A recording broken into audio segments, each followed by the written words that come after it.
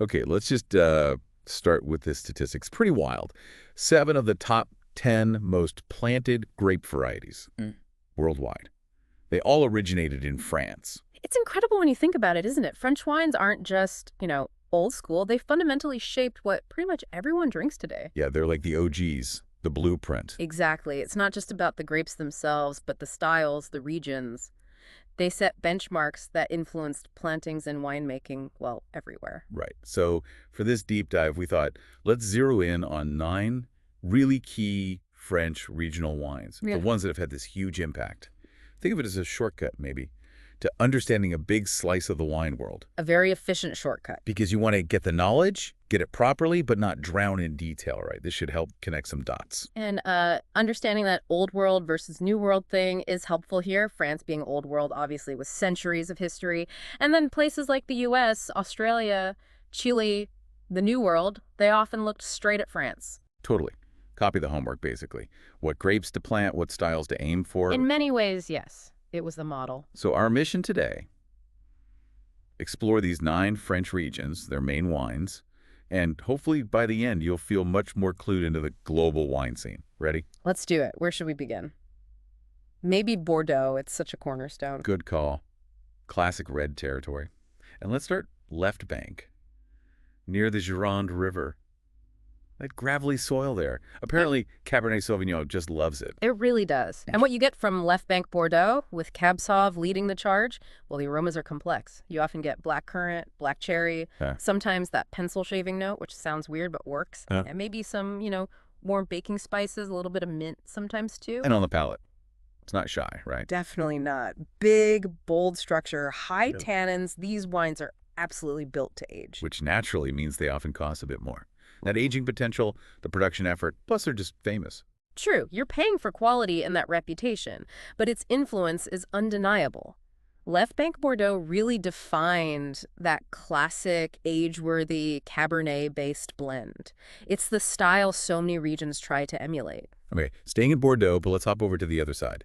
East of the city, Saint-Emilion. Ah, yes, Merlot country. The soil changes things up. Completely. Over here, you find more clay and limestone, which Merlot absolutely thrives in. It leads to wines that feel, well, maybe plusher, velvety. So different texture. What about the flavors? Still dark fruits, but maybe more plum, blackberry. Sometimes you get a hint of chocolate, even a little menthol character. Quite distinct. And oak aging.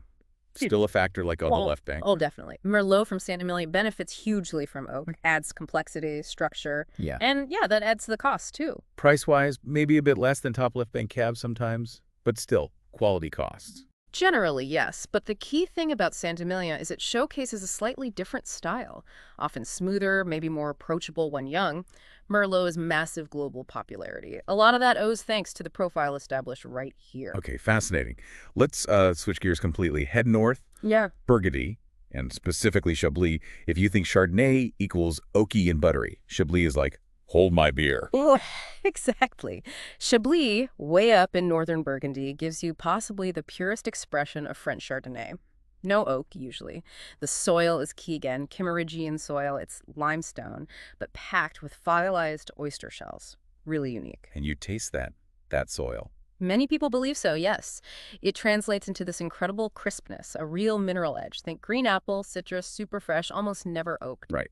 Purity is the word. Now, Chablis can get pricey because, well, it's Chablis. It can. But if you like that lean mineral style, check out the Mucanet region further south in Burgundy. Often great value for a similar unoaked Chardonnay vibe. Good tip. So Chablis demonstrates Chardonnay's versatility, right? That it's not just one thing. Precisely.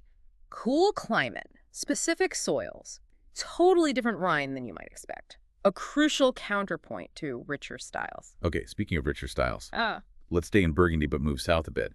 Côte de Beaune, Meursault. Ah, Meursault. Now we're talking about the other side of Chardonnay, the luxurious side. This is where the oak comes in. Absolutely. Oak aging is pretty much standard practice in Meursault. And it's not just any oak. Careful selection, specific barrels. It all contributes to that signature, creamy, rich texture. And the flavors follow suit. Oh, yeah. Think caramel, butter, vanilla, toasted nuts maybe. Much richer, fuller body compared to Chablis. Sounds decadent. And expensive. Often, yes. Some of the world's most sought-after and therefore priciest Chardonnays come from Meursault and its neighbors in the Côte de Beaune. The craft involved, the aging, it adds up. So Meursault is the counterpoint to Chablis, showing what oak can do. Perfectly put. It sets the global standard for that rich, complex, oak-influenced Chardonnay style. All right, sticking with Chardonnay for one more, but adding bubbles, champagne, specifically Blanc de Blanc. Ooh, yes. Champagne. The name itself just sounds like celebration.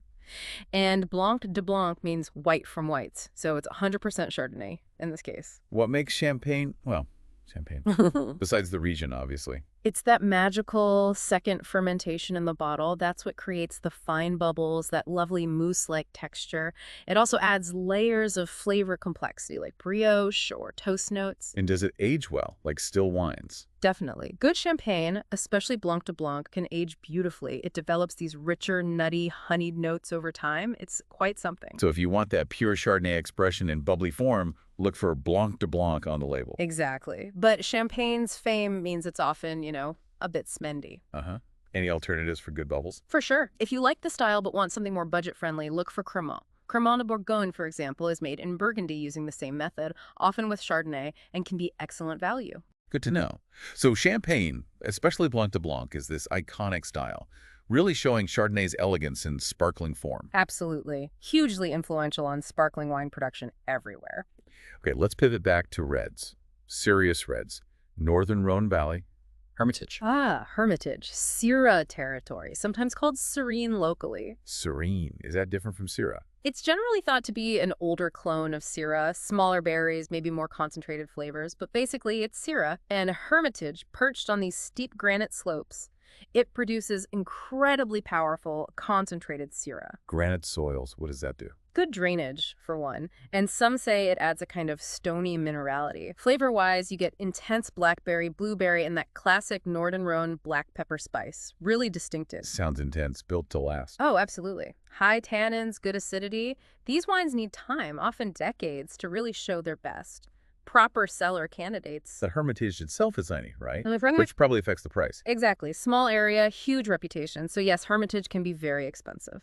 Any value plays nearby. Definitely look at Chris's Hermitage. It's the larger surrounding appellation. Wines can be a bit later, ready sooner, but still capture that Syrah character, usually at a much friendlier price point. Smart. So Hermitage is the benchmark for powerful, peppery, age-worthy Syrah. It truly is a profound expression of the grape that inspires Syrah producers all over the world. Okay, from the power of the Rhone, let's head west. Loire Valley, time for white wine that's all about lait cleansing. Sancerre. Yes. Sancerre, Sauvignon Blanc's spiritual home, some might say. What's the signature style here? Freshness, vibrancy just jumps out of the glass. Think zesty grapefruit, white peach, maybe passion fruit, and often that classic grassy green note. Plus, there's usually a distinct mineral edge, kind of flinty sometimes, thanks to the soils there. Sounds super refreshing. But Sancerre is another famous name. Prices reflect that. They often do, yeah. It's becoming incredibly popular globally. So if Sancerre is pushing the budget, The Loire Valley is packed with amazing Sauvignon Blanc. Check out Pouilly-Fumé, right across the river, very similar style, often just as good. Or look at Quincy, Royly, or even Touraine for great value options. lots to explore.